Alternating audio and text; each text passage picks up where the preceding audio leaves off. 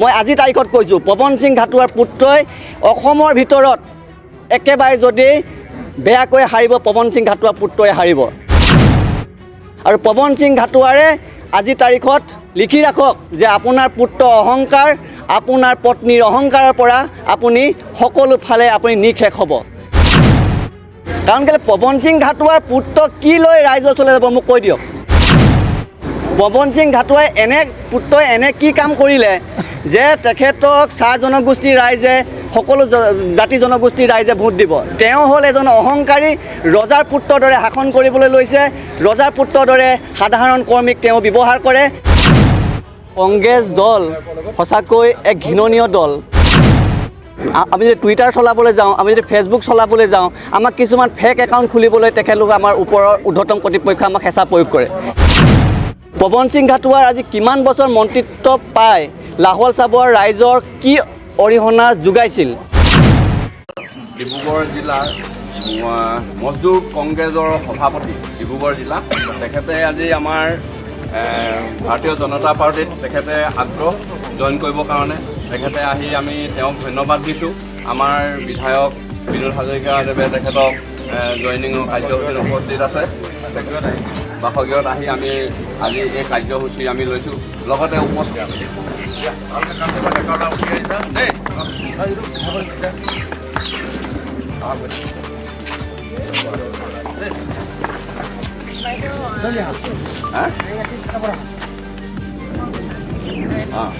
গোস্বামী তেখেতকো আমি ৱেলকাম জনাইছোঁ লগতে আমাৰ মাজত উপস্থিত আছে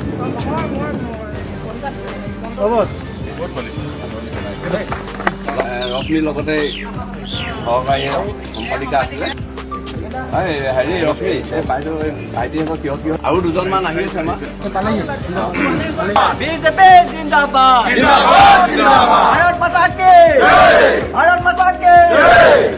বিনোদ হাজৰিকা জিন্দাবাদ জিন্দাবাদ জিন্দাবাদ বিনোদ হাজৰিকা জিন্দাবাদ জিন্দাবাদ জিন্দাবাদ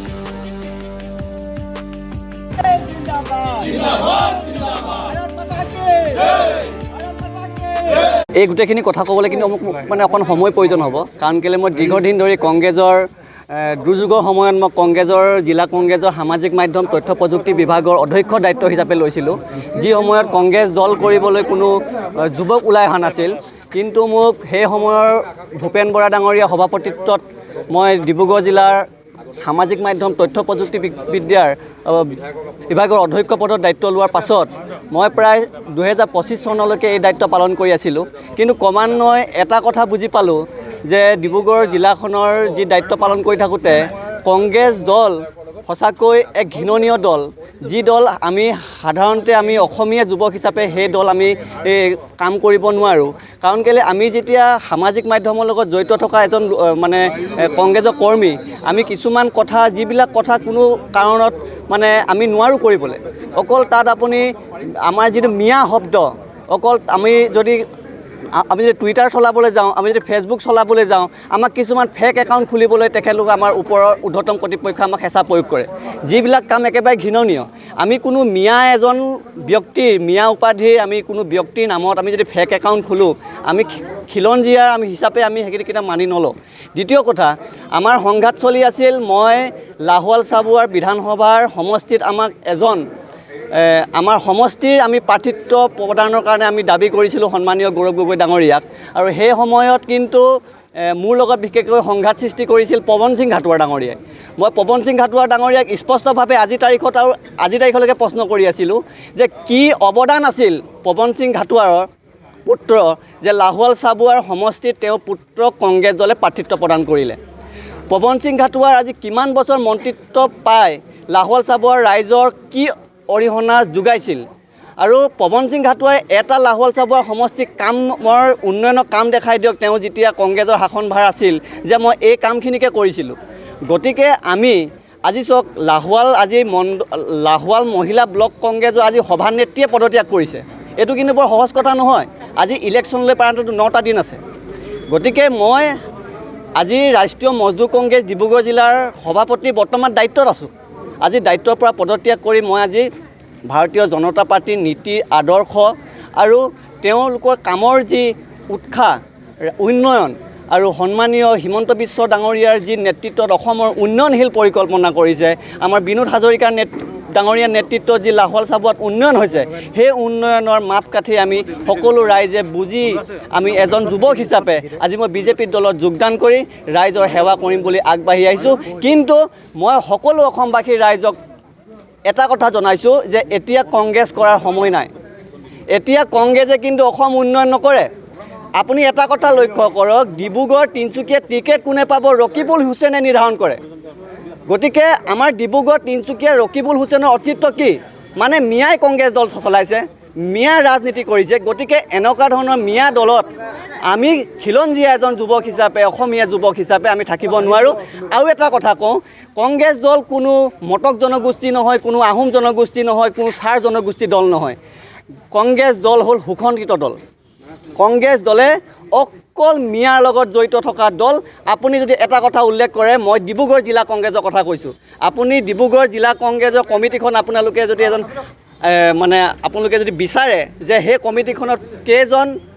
ব্যক্তি খিলঞ্জীয়া ব্যক্তি আছে আৰু কেনেধৰণৰ ব্যক্তি আছে বিচাৰে, সেই তথ্য কিন্তু ৰাজহুৱা কৰিব নোৱাৰে। কাৰণ তাত অসমীয়া যুৱকৰ স্থানেই নাই। যদি কোনোবা যুৱকে সেই লৈ প্ৰতিবাদ কৰে, তেতিয়া তেখেতলোকে কয় এণ্টি বিজেপি বুলি কয়। আজি মোৰ প্ৰতিবাদ আজি নহয়, মই 2024 চনৰ পৰা কংগ্ৰেছ দলত প্ৰতিবাদ কৰি আছোঁ যে এনেকুৱা ধৰণৰ নীতি আদৰ্শ যদি থাকে কংগ্ৰেছ দল কিন্তু নিঃশেষ হৈ যাব। কিন্তু গৌৰৱ গগৈ ডাঙৰীয়াই কিন্তু বুজি নাপালে। সম্পূৰ্ণ তেখেতে কংগ্ৰেছ দল যিটো ধ্বংসযজ্ঞ, এই ধ্বংসযজ্ঞৰ দল বুলি ক'ব। আজি 2024 চনত আপোনালোকে লিখি ৰাখক, মই আজি তাৰিখত কৈছোঁ, 2024 চনত কংগ্ৰেছ দলে 17 বা 15খনতকৈ বেছি আসন নাপায়। তাকো সেইকেইখন আসন কিন্তু পাব মিয়া অধ্যুষিত যিকেইটা সমষ্টি, সেইকেইটা অঞ্চলতে তেখেতলোকে আসন পাব পাৰে, হৈ যাব। কাৰণ কেলৈ পৱন সিং ঘাটোৱাৰ পুত্ৰ কি লৈ ৰাইজৰ ওচৰলৈ যাব মোক কৈ দিয়ক। পৱন সিং ঘাটোৱাই পুত্ৰই এনে কি কাম কৰিলে যে তেখেতক চাহ জনগোষ্ঠীৰ ৰাইজে, সকলো জাতি জনগোষ্ঠীৰ ৰাইজে ভোট দিব। তেওঁ হ'ল এজন অহংকাৰী, ৰজাৰ পুত্ৰৰ দৰে শাসন কৰিবলৈ লৈছে। ৰজাৰ পুত্ৰৰ দৰে সাধাৰণ কৰ্মীক তেওঁ ব্যৱহাৰ কৰে। তেওঁ সাধাৰণ কৰ্মীক এনেকুৱা ধৰণৰ কিছুমান আচৰণ কৰে যিবিলাক আচৰণ কোনো গ্ৰহণযোগ্য নহয়। আজিৰ তাৰিখত আপোনালোকে চিন্তা কৰক, জ্যেষ্ঠসকলে কংগ্ৰেছ দল এৰিছে। আজি সুন্দৰ গগৈ ডাঙৰীয়া কংগ্ৰেছ দল এৰিছে, মোতকৈ বহুত জ্যেষ্ঠ। তেওঁলোকে অপমান পাইছে আৰু মই যিখিনি অপমান পাইছোঁ। আৰু এটা কথা, মোক মটক জনগোষ্ঠী হিচাপে, যুৱক হিচাপে কংগ্ৰেছ দলে যিখিনি অপমান কৰিলে, সেই কিন্তু অপমান মই আজি 2024 চনৰ ইলেকশ্যনত সকলো জাতি জনগোষ্ঠী, লাগে চাহ জনগোষ্ঠীয়ে হওক, সকলো জাতি জনগোষ্ঠী আমি মিলি এই কংগ্ৰেছ দলক আমি 2024 চনত এই বিধানসভাৰ নিৰ্বাচনত পৱন সিং ঘাটোৱাৰ পুত্ৰক, মই আজি তাৰিখত কৈছোঁ, পৱন সিং ঘাটোৱাৰ পুত্ৰই অসমৰ ভিতৰত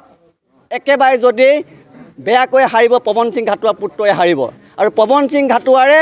আজি তাৰিখত লিখি ৰাখক যে আপোনাৰ পুত্ৰ অহংকাৰ, আপোনাৰ পত্নীৰ অহংকাৰৰ পৰা আপুনি সকলো ফালে আপুনি নিঃশেষ হ'ব। আপোনাক প্ৰত্যেকজন কংগ্ৰেছ দলৰ কৰ্মী আপোনাৰ হাওপাত আছে। আপুনি কোনো দিনাখনে কংগ্ৰেছ দলৰ কৰ্মীক আপুনি ভাল মনোভাৱেৰে দৃষ্টিৰে আপুনি নাচালে। আজি কংগ্ৰেছ দল, আপুনি যদি লাহোৱালৰ ৰাজীৱ ভৱনলৈ যায়, আজি নিমাওমাও পৰিৱেশ, এনেকুৱা ধৰণৰ যদি পৰিৱেশ হয়, কংগ্ৰেছ দল শাসন লৈ আহিব নেকি? গতিকে গৌৰৱ গগৈ ডাঙৰীয়াৰ নেতৃত্বত অসমত কংগ্ৰেছ দল নিঃশেষ হ'ল। 2024 চনৰ পৰাই আপুনি অসমত কংগ্ৰেছ দল দেখি নাপায়। দেখি পাব মিয়াৰ লগত জড়িত থকা কিছুমান নেতা আপুনি কংগ্ৰেছ দলত দেখি পাব, কোনো খিলঞ্জীয়া লোক কংগ্ৰেছ দলত নাথাকে।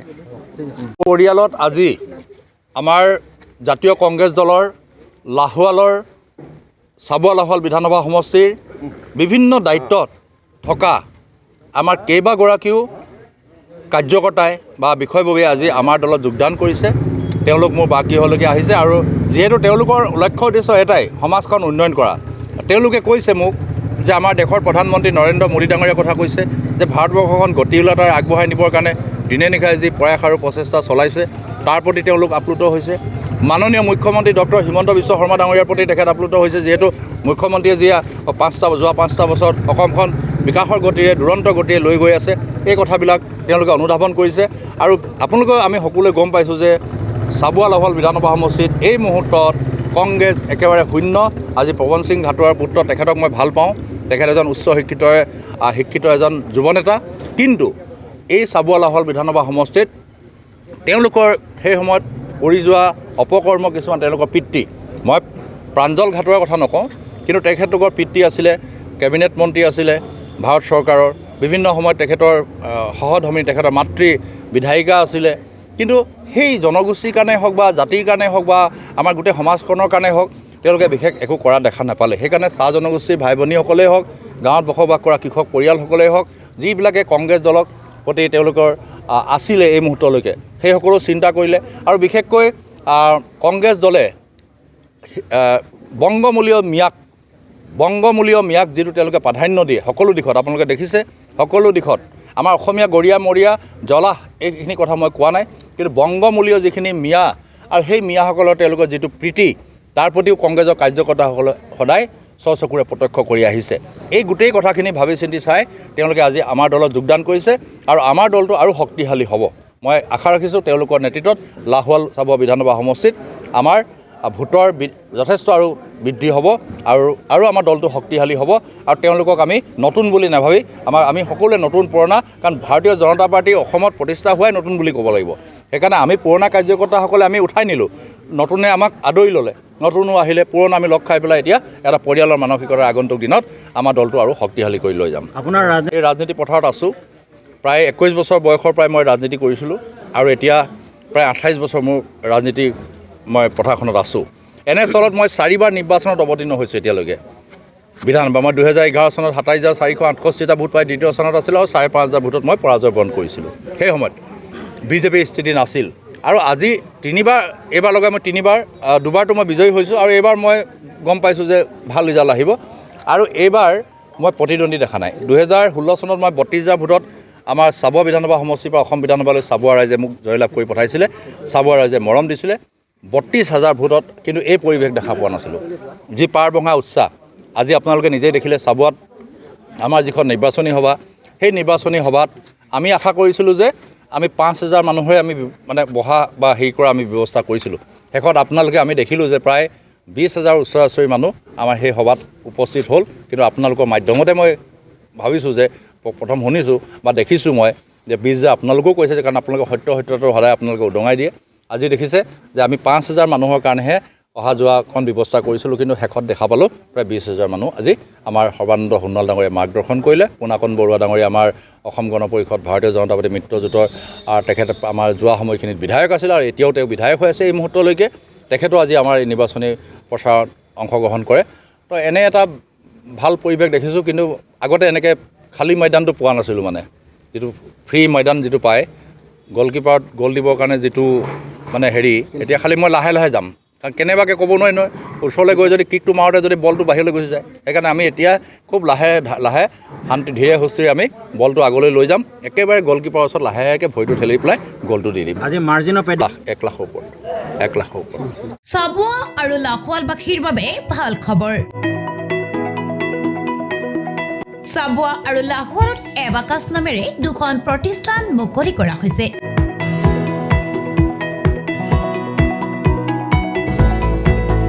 এই প্ৰতিষ্ঠানখনত ছাত্ৰ ছাত্ৰীসকলৰ 50% ৰেহাই মূল্যত নামভৰ্তিকৰণ প্ৰদান কৰা হৈছে প্ৰতিষ্ঠানখনত সামগ্ৰিক মগজু বিকাশৰ পাঠ্যক্ৰম একাগ্ৰতা বৃদ্ধিকৰণ শুনাৰ দক্ষতা আত্মবিশ্বাসৰ স্তৰ মৌলিক গণিতৰ বিকাশ ফটোগ্ৰাফিক স্মৃতিশক্তিৰ বিকাশ আদিৰ ওপৰত প্ৰশিক্ষণৰ ব্যৱস্থা কৰা হৈছে Start now. Single digit 3 or 4 numbers 4 less 2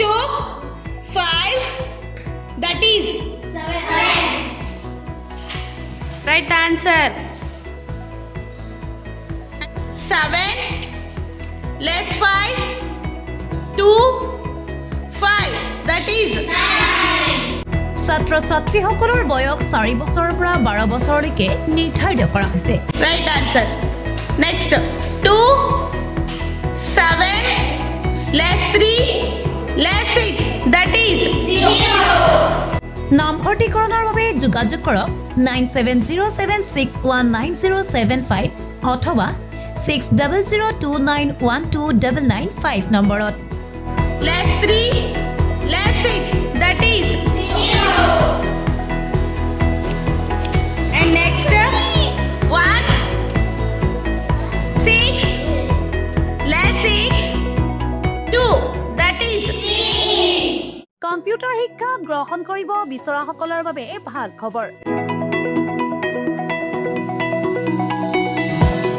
e.max computer প্ৰশিক্ষণ কেন্দ্ৰই লৈ আহিছে এই সুখবৰ।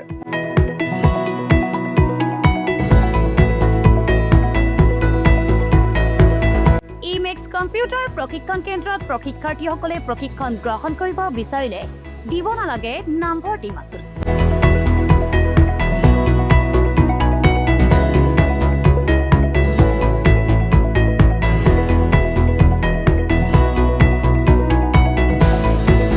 আৰ্থিকভাৱে দুৰ্বল 5 গৰাকী প্ৰশিক্ষাৰ্থীক সম্পূৰ্ণ বিনামূলীয়াকৈ প্ৰশিক্ষণ প্ৰদান কৰিব ইমেক্স কম্পিউটাৰ প্ৰশিক্ষণ কেন্দ্ৰই।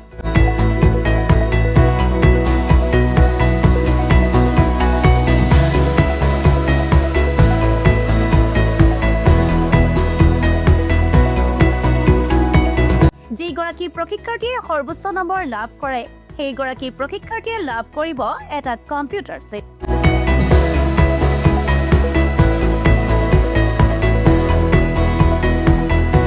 ইমেক্স কম্পিউটাৰ প্ৰশিক্ষণ কেন্দ্ৰৰ শাখাসমূহ হৈছে চাবুৱা, পানীতোলা, ধেমাজি, লখিমপুৰ, মাকুম, টেঙাখাট।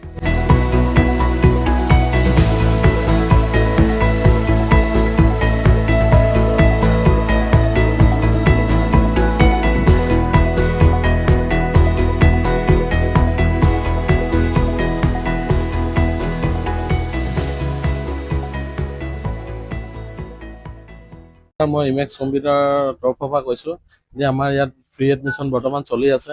আৰু 100টা ষ্টুডেণ্টৰ কাৰণে ফ্ৰী এডমিশ্যন চলি আছে। আহক আপোনালোকে এডমিশ্যন কৰিব পাৰিব আৰু ইয়াত সুবিধা যেনেকৈ আপোনাৰ ভালকৈ যদি পাছ কৰি যায় প্ৰথম শ্ৰেষ্ঠ পুৰস্কাৰ এটা কম্পিউটাৰ ছেট আছে আৰু তাৰপিছত ৰেগুলাৰ ক্লাছেছৰ ওপৰত ভিত্তি কৰি এটা কম্পিউটাৰ ছেট দিয়া হৈছে আৰু প্ৰজেক্টত ভিত্তি কৰি এখন কম্পিউটাৰ গ্ৰন্থ দিয়া হৈছে আৰু ইয়াৰ পৰা এডমিশ্যন টোটেলি ফ্ৰী আৰু ইয়াৰ পৰা আপোনাৰ বিনামূলীয়া নামভৰ্তিৰ লগতে আপোনাৰ পঢ়া সামগ্ৰী গোটেইখিনি মানে আপোনাৰ ফ্ৰীকৈ দিয়া হ'ব। আছে ছমহীয়া আছে, DCA আছে, ADC আছে, PGDC আছে, গোটেইখিনি আৰু 50 আদাৰ কোৰ্চেছ আছে আৰু ইয়াত গোটেইখিনি কম্পিউটাৰ আপোনাৰ হাৰ্ডৱেৰ পৰা ছফ্টৱেৰলৈকে গোটেইখিনিয়ে শিকোৱা হয়। এইটো আপোনাৰ 100টা প্লাছ ষ্টুডেণ্ট মানে 100 ষ্টুডেণ্টৰ কাৰণে আপোনাৰ ফ্ৰী এডমিশ্যন চলি আছে বৰ্তমান। তাৰপিছত আহিলে আৰু আপোনাৰ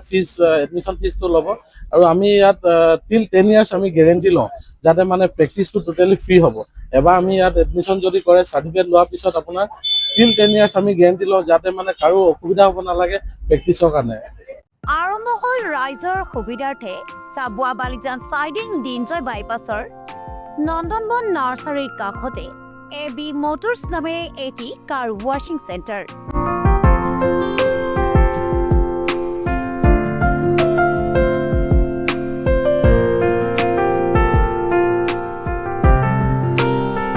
আপোনাৰ গাড়ী কেৱল বাহন নহয়, ই আপোনাৰ গৌৰৱ আৰু আৰামৰ অংশ। সেইবাবে AB মটৰ্ছে লৈ আহিছে উন্নত গাড়ী ধোৱা সেৱা, যিয়ে আপোনাৰ গাড়ীক দিব একদম নতুনৰ দৰে উজ্জ্বল ৰূপ। সম্পূৰ্ণ body wash, interior cleaning, polish আৰু শ্বাইনিং, পেছাদাৰী যত্ন আৰু সুৰক্ষা। AB মটৰ্ছৰ লক্ষ্য কেৱল গাড়ী ধোৱা নহয়, তাৰোপৰি বহু সুবিধা গ্ৰাহকলৈ লৈ আহিছে AB মটৰ্ছে।